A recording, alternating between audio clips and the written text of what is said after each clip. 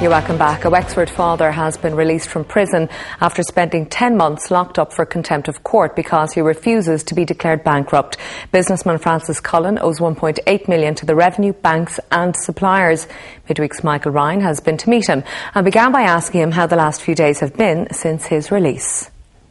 Hectic really, and just trying to get my head around the basic little things that you wouldn't have thought about in the past, it's just the crowded rooms, that sort of thing. They just gone, even though it's only been 10 months compared to what some people go through, it's just readapting back into that, and just the number of calls and text messages and all that to respond to has just been really hectic. That's all, just trying to catch up on and get started back into life again. Yeah, I know you have a little daughter. Nice to see her. Oh yeah, I spent a good bit of time now with her over the last few days. It was a surprise for her. We didn't tell her I was on my way home until I got back to Wexford, and she was standing there, and she wasn't expecting to turn around and see me standing behind her. So that was a big moment, I suppose, in her life anyway, as much as it was in mine. Mm-hmm. So that's it. Can I take you back to the start of this year? What goes through your head when the judge actually sends you to jail? Because I presume, like most of us, you never thought you'd end up there in the first place. Didn't expect to end up there, no. It's sort of, I suppose, it's hard to know what went through your head. It was being taken out of a courtroom, put into a Garda van and pissed off to Mountjoy, not knowing what was happening, and it's, you're stepping into it and you're there and you're being processed through the system, and your belongings are taken off you, your watch, your jewellery, whatever, your belongings are bagged away. The next, I suppose, the hardest part of it is when you're brought down and you're basically stripped and sent to the showers and brought back and handed your kit with your prison issued clothes and your clothes and everything. At that stage, you have nothing belonged to you going in, and you're put in with a holding cell with X number of other people who are coming through the system as well. So that's a bit of a shock to be there. Well, at that point, do you start to think, maybe I've made a mistake here? Did that ever go through your head in terms of... Not that early on. No. The first part of it, I was ready to, right, okay, we'll see this, we'll, get in and settle in here and see what happens, you know what I mean. The next day then there's another part of the process, and that's when you get moved up onto your landing, wherever you're going to be. And when you're thrown in onto the landing, that was probably the worst point of it for me, because you're just thrown in to the whichever landing you're assigned for, and basically you're put in with everybody else, and there's a lot of other prisoners in there, and first time in to see the inside of a prison, and you're coming in fresh with your new kit, your new everything, and you're put in behind and the gate closed behind you, and there's a couple of hundred lads in there that you have no idea what to face into. Yeah.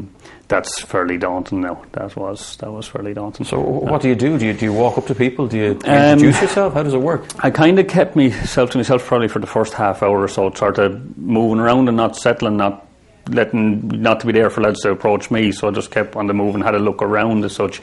Then there was one prisoner came over to me and he said, basically showed me a little bit around. He said, you don't fit in well here. He knew by me that I was sort of, and so he actually brought me back to one of the officers and said, look at this fella here, he's contempt, he's on the wrong landing for where he is, you know what I mean. So I was there for another hour, then I got moved and put back in to a different landing. So I was down there for 2 weeks before I got brought back to the court again to see would I purge and consent to the bankruptcy. Basically, that was all I had to do was sign to accept the bankruptcy at that stage and walk. But I wasn't prepared to do that. So then I was put back in for another 3.5 months at that point. You were moved from the main jail into the training unit? Yes, that was after 3.5 weeks or something.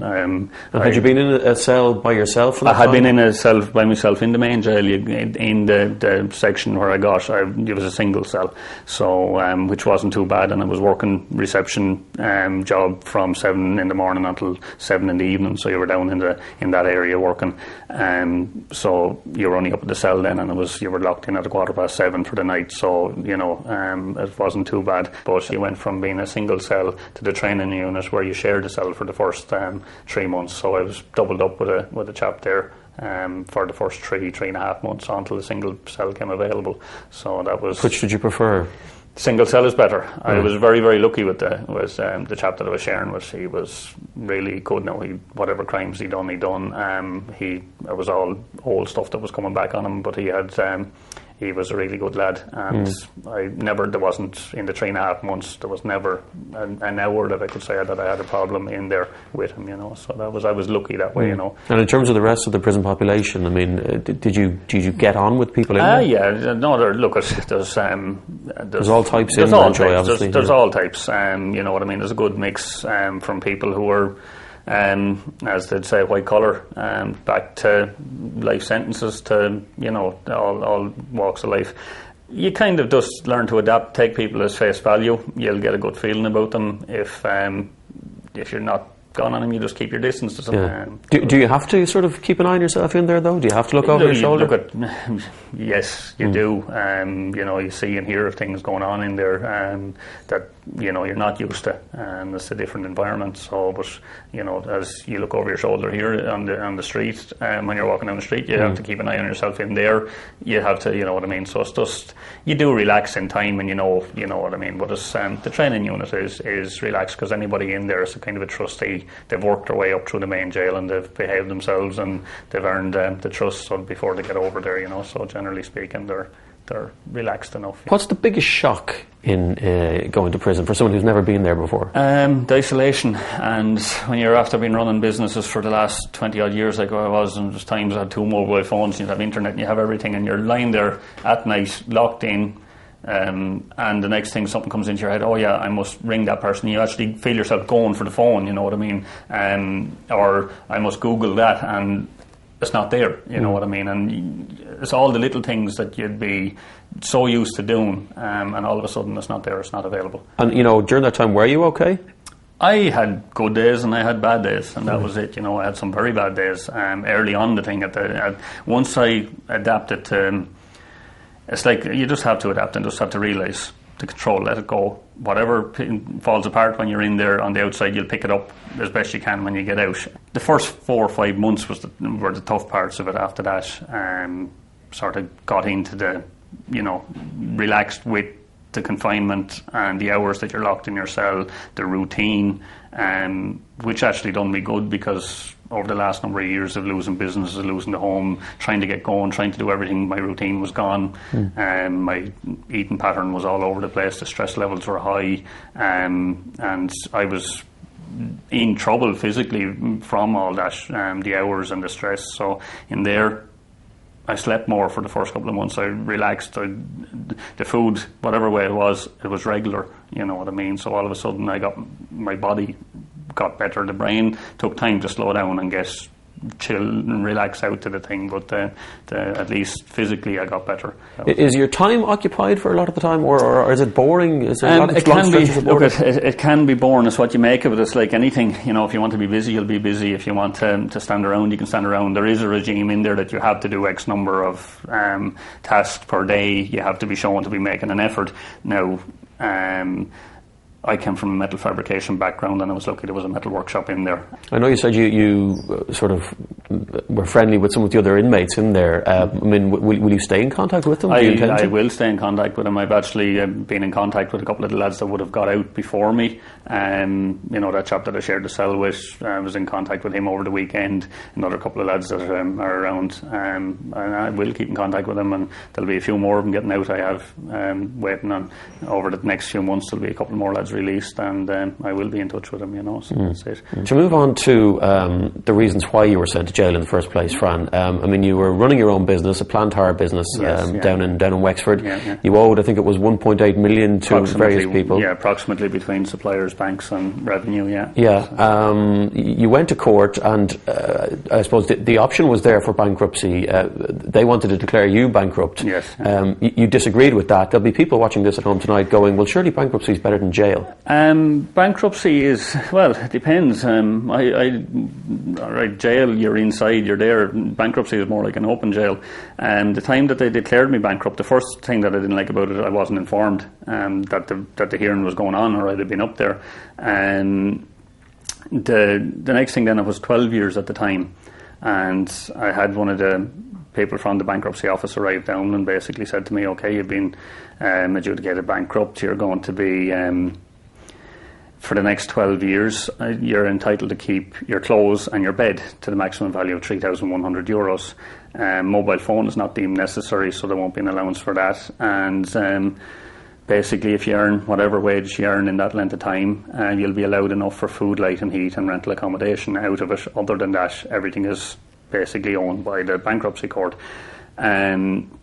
Now, it was going to be 12 years. I was coming up on 35 at the time, and I had a daughter who was almost 5. And I had already lost the business, lost the house. My marriage had fell apart once the house went, the pressures came too much and the whole thing went at the same time as my father unfortunately got cancer, and we lost him within a couple of months, and that was just all thrown in right at the same time. And now they were telling me 12 years, so I was going to be 47 and my daughter was going to be 17 before I'd be out of bankruptcy. Now, if I'm on an allowance and things like a mobile phone, as I was told, is not deemed necessary in life, I said, right, okay, what happens with the daughter? Well, it's her birthday, or you want to go on a holiday, you have to apply to the courts for an extra allowance for everything. So the way I looked at it, the only thing that's really important is my daughter over the whole thing, and they're going to tell me I have to get an allowance every month. The one thing I do know is if you don't want something, you don't have to accept it. So I said, right, I had a look at it, and I put in some paperwork with them, a few different angles on it. So I said, well, if you answer the questions and prove what you're doing is right, I have some queries on the thing. If you can prove what you're saying is right, I'll accept the bankruptcy. I'll have to, and I was basically told we don't have to. There'll be people looking at this tonight, and they will have every sympathy with you for your personal circumstances. And obviously you've spoken about your daughter and everything there. But there'll also be people saying, well, hang on, he owes these people money. He has a list of people he owes money to, his creditors. Surely he has an obligation to. When I was going under in the business, I met the suppliers, and I've said to them, look, I wasn't expecting the economy to collapse. The business was flying it. We owed money. I've been working with these people for 20 odd years. And I said, I don't know how I'm going to do this, but I'm going to find a way of paying you. Now, if I sign that bankruptcy, they get a letter from the High Court, a signee's office, saying he's been declared bankrupt, okay, and there's not enough funds there to meet anything. There's no assets to be sold. There's no anything. It's all gone. And these people have to accept that letter, and they never get their money. The judge in your case, I think the quote was that she said that you needed to leave this nonsense behind you, was I think the way she described it. You're due back in court in February. What are you going to do? Back up in February again. When the judge said nonsense, look, that can be picked up on anyway. I'm standing my ground and I won't give my consent. The judge is saying, well, look, stop doing what you're doing, take on a solicitor. But as soon as I engage with the solicitor, they have the consent and the bankruptcy goes ahead and my suppliers don't get paid. You know what I mean? Now, they're now saying that the bankruptcy thing has been reduced from 12 back to 3 years, and if I sign it, I'll be out in next July or something. But again, that's fine. Okay, my bankruptcy will be over, I could start a business then, but I can't pay those people that I have done, and I've gone this far into it now. The bankruptcy, I give them the list of questions on the figures that they have, on the paperwork that they've produced, how they went about establishing the bankruptcy in the first place. 2 years on down the line, they're refusing to do that. But you're planning, obviously, from what you're saying, to continue the fight. I'll continue on. Yeah, I'm happy enough that, to be honest, they've tried. The worst thing they could do to me was, if you don't do this, we'll put you in jail. I wouldn't be happy about going back in. I wouldn't exactly go running up to the door and want to get back in there. But at the same time, somebody has to stand up to the system and say, look, lads, there's people out there, they're talking about the economy down. They need people to start businesses. I want to start a business, and I want to keep other businesses that are there, pay them and keep them going, you know what I mean? So that's what the country needs. Tell us, what has the reaction been down in Wexford over the last few days since you came back? Way more than I could have ever imagined, to be honest. Now that's it. I'm still I'm out there a few days now at this stage, and it's just trying to walk down the main street in Wexford, be doing handshakes and hugs and everything else. It's absolutely fantastic, so that's it. When I say to people in prison, they say, oh my God, how would you do that? It has its downsides, but it's actually not as scary looking back on it. And if it meant that they were going to put me in there for another few months, look, so be it. That's it. I'm standing my ground. All right, well, however things work out for you in February, Fran, we wish you all the best. Could be back with you in February, maybe. All right, we'd like to say a quick thanks to the Irish Daily Mail for their help contacting Francis for that interview. Now, if you'd like to get in touch with us on the show, or you have a story that you'd like to tell us, you can contact us by emailing midweek@tv3.ie, and you can watch tonight's show back on the 3 player. Vincent is here next, so stay with us. Good night.